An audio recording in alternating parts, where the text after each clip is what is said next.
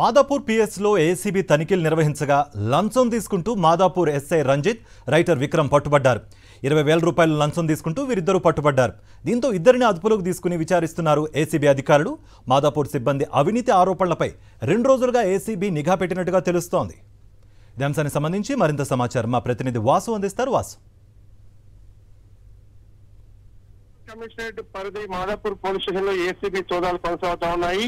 ఎస్ఐతో సహా writer Vikram, SI Ranjith తో పాటు 20,000 రూపాయలు లంచం తీసుకుంటూ కూడా రెడ్ హ్యాండెడ్ గా పట్టుబడ్డారు. ఇద్దరిని అదుపులో విచారిస్తా ఉన్నారు. మాదాపూర్ పోలీస్ స్టేషన్ లో పనిచేసినటువంటి సిబ్బంది కొంతకాలంగా అవినీతి పాల్పడుతున్నారు, అక్రమ వసూళ్లకు పాల్పడుతున్నారు ఆరోపణల నేపథ్యంలో కూడా గత 2 రోజుల్లో నిఘాపెట్టినటువంటి ఏసీబీ ఈ రోజు రెడ్ హ్యాండెడ్ గా ఇద్దరిని పట్టుకుంది.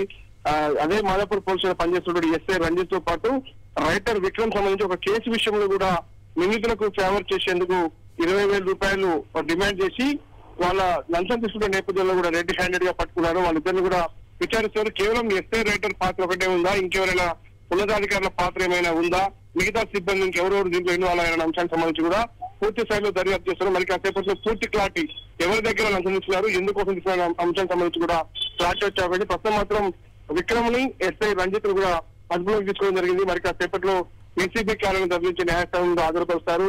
20,000 రూపాయల లంచానికి సంబంధించి కూడా రెడ్ హ్యాండెడ్ గా పట్టుబడ్డ నేపథ్యంలో సంచలనంగా సైబరాబాద్ కమిషనరేట్ ఆ పరిధిలో కూడా ఒక అత్యాధునికమైనటువంటి ఏరియాలో ఉన్నటువంటి మాదాపూర్ పోలీస్ స్టేషన్ సంబంధించి కూడా ఇక్కడ ఏసీబీకి పట్టుబడ్డ మాత్రం సంచలనం కలిగిస్తా ఉంది. కార్తీక్.